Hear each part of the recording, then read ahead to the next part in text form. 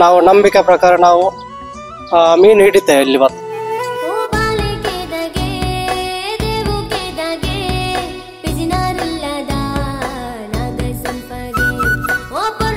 ಆದ್ರೆ ಈ ವರ್ಷ ಮೀನೇ ಇಲ್ಲ, ಒಂದು ಸಣ್ಣ ಮೀನು ಕೂಡ ಇಲ್ಲ.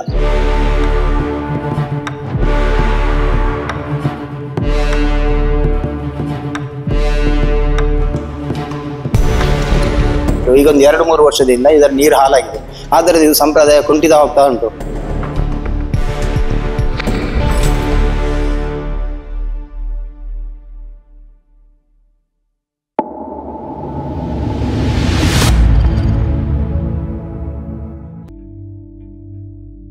ಮುಲ್ಕಿಯ ಕಂಡೇವಿನಲ್ಲಿ ವರ್ಷಗಳ ಕಾಲದಿಂದ ನಡೆಯುತ್ತಾ ಬಂದಿರುವ ಜಾತ್ರೆಯ ವಿಶೇಷ ಆಚರಣೆ ಎಂದರೆ ನದಿಯಲ್ಲಿ ಭಕ್ತರು ಮೀನು ಹಿಡಿಯುವ ಸಂಪ್ರದಾಯ. ಈ ಮೀನುಗಳನ್ನು ದೇವರಿಗೆ ಅರ್ಪಿಸಿದ ನಂತರ ಭಕ್ತರಿಗೆ ಪ್ರಸಾದವಾಗಿ ವಿತರಿಸಲಾಗುತ್ತದೆ. ಈ ಜಾತ್ರೆಯಲ್ಲಿ ಮೀನಿನ ಪದಾರ್ಥವೇ ದೇವರ ಪ್ರಸಾದ.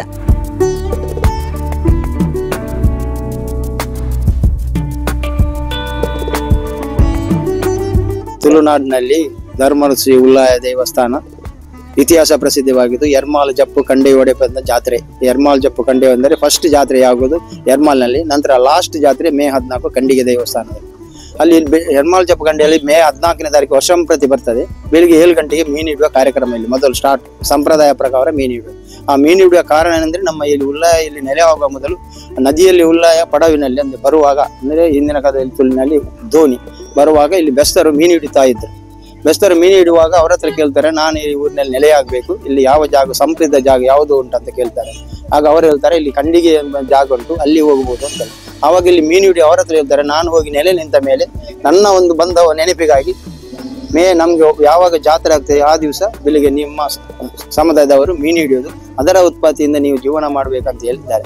ಅದೇ ರೀತಿ ಅವರು ಮೇ 14ನೇ ತಾರೀಕು ಬೆಳಿಗ್ಗೆ ಅಂದರೆ 7 ಗಂಟೆಗೆ ಇಲ್ಲಿ ಸಿಡಿಮದ್ದು ಬಿಡುದು. ನಮ್ಮ ಸಂಪ್ರದಾಯ ಆಡು ಸಮಿತಿಯ ಮತ್ತು ದೇವಸ್ಥಾನದ ಮನೆತನದವರಿಂದ ಒಟ್ಟಿಗೆ ಸೇರಿ ಇಲ್ಲಿ ಮುಕ್ಕಾಲ್ದಿ ಎಂಬವರು ಇದ್ದಾರೆ. ಅವರು ಈಗ 2 ವರ್ಷದಿಂದ ಇಲ್ಲ. ಅವರು ಮುಕ್ಕಾಲ್ದಿ ಅವರನ್ನ ಇದರಲ್ಲಿ ಸಂಪ್ರದಾಯ ಪ್ರಕಾರ ಬೆಳಿ ಸಿಡಿಮದ್ದು 7 ಗಂಟೆಗೆ ಪ್ರಾರಂಭ ಆಗ್ತದೆ. 7 ಗಂಟೆಯಿಂದ 10 ಗಂಟೆವರೆಗೆ ಮೀನು ಹಿಡಿತಾರೆ. ಇಲ್ಲಿ ಮೀನು ಹಿಡಿದ ಮೀನನ್ನೇ ಇಲ್ಲಿ ಮಾರಾಟ ಮಾಡ್ತಾರೆ. ಅದು ಪ್ರಸಾದ ರೂಪದಲ್ಲಿ ಬಂದ ಎಲ್ಲಾ ಭಕ್ತಾಭಿಮಾನಿಗಳು ಪ್ರಸಾದ ರೂಪದಲ್ಲಿ ಮನೆಗೆ ಕೊಂಡೋಗಿ ಅದನ್ನು ಪದಾರ್ಥ ಮಾಡಿ ದೈವಗಳಿಗೆ, ಅವರ ಮನೆಯಲ್ಲಿರುವ ದೈವಗಳಿಗೆ ಇಟ್ಟು ಮತ್ತೆ ನಂತರ ಇದು ಮಾಡೋದು. ಅದು ಸಂಪ್ರದಾಯ.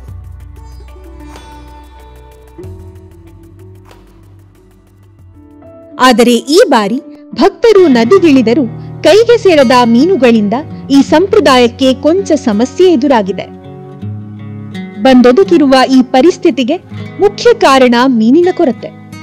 ಆದರೆ ಭಕ್ತರ ಅಚಲ ನಂಬಿಕೆ ಮಾತ್ರ ಈ ಬಾರಿಯೂ ಈ ವಿಶೇಷ ಆಚರಣೆ ಚಾಲ್ತಿಯಲ್ಲಿರುವಂತೆ ಮಾಡಿದೆ.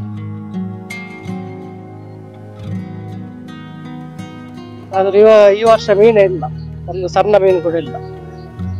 ಅದು ಅಂದ್ರೆ ಇಲ್ಲಿ ಪಾಚಿ ತೇವು ಅಂತ ಹೇಳ್ತಾರೆ, ಅದೆಲ್ಲ ಬಂದು ಫುಲ್ ಕವರ್ ಆಗಿದೆ. ಅದು ಕ್ಲೀನ್ ಮಾಡಿದ್ದಾರೆ, ಆದ್ರೂ ಮೀನಿದ್ದು ಸಂತತಿ ಹೋಗಿದೆ, ಕಡಿಮೆ ಆಗಿದೆ. ರೀಸನ್ ಅಂದ್ರೆ ಡ್ರೈನೇಜ್ ವಾಟರ್ ಎಲ್ಲ ಬಿಡ್ತಾರೆ ಹೇಳ್ತಾರೆ ಕೆಲವರು. ಹಾಗೆ ಅದು ಪಾಚಿ ಫುಲ್ ಕವರ್ ಆಗಿತ್ತು. ಇಲ್ಲಿ ಪಾಚಿ ಕವರ್ ಆಗಿ ಅದು ಮೀನಿಗೆ ಅದು ಗಾಳಿ ಸಿಗುದಿಲ್ಲ, ಹಾಗೆ ಮೀನೇ ಇಲ್ಲ. ಕಳೆದ 2-3 ವರ್ಷಗಳಿಂದ ಈ ನೀರಿನ ನದಿ ಮೂಲ ಏನಿದೆಯೋ ಅದರಲ್ಲಿ ಕಲುಷಿತವಾಗಿರುವುದರಿಂದಾಗಿ ಜನರ ಪ್ರತಿಕ್ರಿಯೆ ತುಂಬಾ ನೀರಸವಾಗಿದೆ. ಯಾಕೆಂತ ಹೇಳಿದ್ರೆ ಹತ್ತಿರದಲ್ಲಿರುವಂತಹ ಖಾಸಗಿ ಬಡಾವಣೆಗಳಿಂದಿರ್ಬೋದು, ಖಾಸಗಿ ಆಸ್ಪತ್ರೆಗಳಿಂದ ಆಗಿರ್ಬೋದು, ಅಥವಾ ಖಾಸಗಿ ವಾಣಿಜ್ಯ ಸಂಕೀರ್ಣಗಳಿಂದಲಾಗಿ ನೇರವಾಗಿ ಈ ನದಿಗೆ ನೀರನ್ನು ಬಿಡ್ತಾ ಇದ್ದಾರೆ.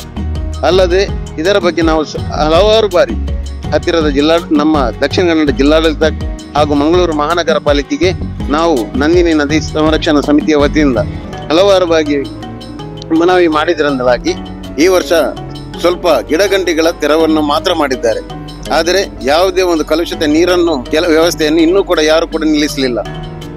ಇದಕ್ಕೆ ನೇರವಾಗಿ ಈ ನದಿ ಇಷ್ಟೊಂದು ಕಲುಷಿತಗೊಳ್ಳಲಿಕ್ಕೆ ಸಾಧ್ಯ ಕಾರಣ ಅಲ್ಲದೆ ಈ ಐತಿಹಾಸಿಕ ಪರಂಪರೆಯಾಗಿರುವಂತಹ ಈ ಜಾತ್ರೆ ಈ ರೀತಿಯಾಗಿ ಇನ್ನೂ ಕೂಡ ಅವಸಾನದತ್ತ ಹೋಗುವಂತ ಸ್ಥಿತಿಗೆ ಕಾರಣ ನೇರವಾಗಿ ಜಿಲ್ಲಾಡಳಿತ ಹಾಗೂ ಮಹಾನಗರ ಪಾಲಿಕೆ.